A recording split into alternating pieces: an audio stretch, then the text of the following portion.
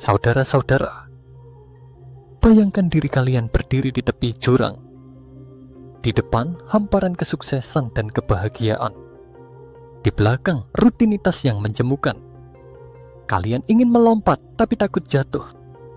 Inilah yang dirasakan Andi, seorang karyawan di usia akhir 20-an. Setiap hari ia terjebak antara tumpukan laporan kantor dan hubungan keluarga yang renggang. Hingga suatu malam di tahun 2018, sebuah buku tua di sudut perpustakaan mengubah hidupnya selamanya. Buku itu berjudul The 7 Habits of Highly Effective People karya Stephen Covey. Tahukah kalian? Karya legendaris ini sebenarnya hasil penelitian selama 30 tahun. Covey menyaring 200 tahun literatur tentang kesuksesan. Dari Benjamin Franklin hingga psikologi modern.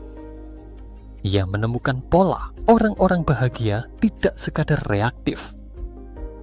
Mereka membangun prinsip dari dalam. Kebiasaan pertama, jadilah proaktif. Andi belajar bahwa reaktif itu seperti menunggu hujan reda. Proaktif adalah membangun kapal. Covey mengutip Viktor Frankl, korban Holocaust yang selamat karena memilih respons positif. Fakta menarik, penelitian Harvard tahun 2020 menunjukkan orang proaktif memiliki tingkat kesuksesan 30% lebih tinggi.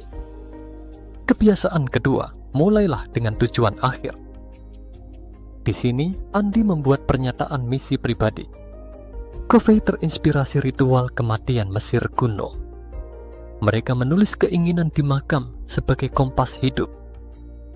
Contoh nyata, perusahaan Sony tahun 1950-an.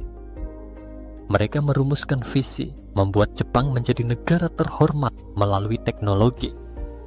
Kebiasaan ketiga, utamakan yang utama. Andi menggunakan matriks Eisenhower. Kotak penting tidak mendesak adalah kunci produktivitas. Tahun 2023, studi MIT membuktikan karyawan yang fokus di kuadran ini meningkatkan output 40%. Tapi Covey menambahkan, jadwalkan batu besar pertama, kerikil akan mengisi celahnya sendiri. Kebiasaan keempat, berpikir menang-menang. Di kantor, Andi mengubah negosiasi dengan prinsip ini. Covey mengambil contoh nyata dari perusahaan Motorola tahun 1980-an.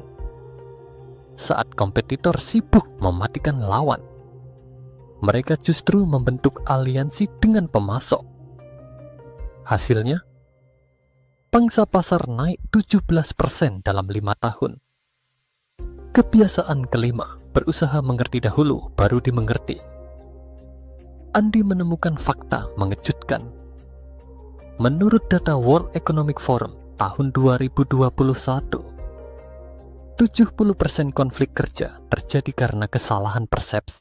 Covey mengajarkan diagnosis sebelum resep. Seperti dokter yang teliti sebelum memberi obat. Kebiasaan keenam, wujudkan sinergi. Di sini Andi menyaksikan keajaiban kolaborasi. Covey bercerita tentang orkestra Cleveland. Masing-masing musisi ahli di alatnya, tapi konduktorlah yang menciptakan harmoni. Fakta unik, perusahaan Google menemukan tim yang sinergis menghasilkan ide 25% lebih inovatif. Kebiasaan ketujuh, mengasah gergaji. Andi mulai investasi pada diri sendiri. Covey membagi 4 dimensi, fisik, mental, sosial, spiritual. Tahun 2019, Journal of Happiness Studies membuktikan orang yang merawat 4 area ini 3 kali lebih bahagia. Tapi rahasianya, renewal harus dilakukan secara seimbang. 2 tahun kemudian, Andi kini memimpin divisi baru di perusahaannya. Hubungan dengan keluarga lebih harmonis.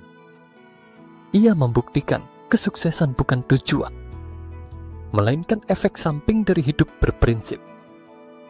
Stephen Covey sendiri meninggal tahun 2012 tapi warisannya terus hidup melalui 7 pilar ini. Saudara-saudara, kisah Andi bisa menjadi kisah kita semua. 7 kebiasaan ini seperti kompas di samudera kehidupan. Mereka tidak menjanjikan jalan datar, tapi memastikan kita tidak tersesat. Seperti kata Covey, prinsip adalah hukum alam yang tidak bisa dinegosiasikan. Kitalah yang harus menyesuaikan diri. Jika kalian terinspirasi oleh kisah ini, jangan lupa untuk menekan tombol subscribe dan like. Dukungan kecil kalian akan membantu channel ini terus membuat konten berkualitas. Bagikan kisah Andi ke orang-orang terdekat. Karena kesuksesan sejati adalah ketika kita bisa menciptakan lingkaran kebaikan. Sampai jumpa di petualangan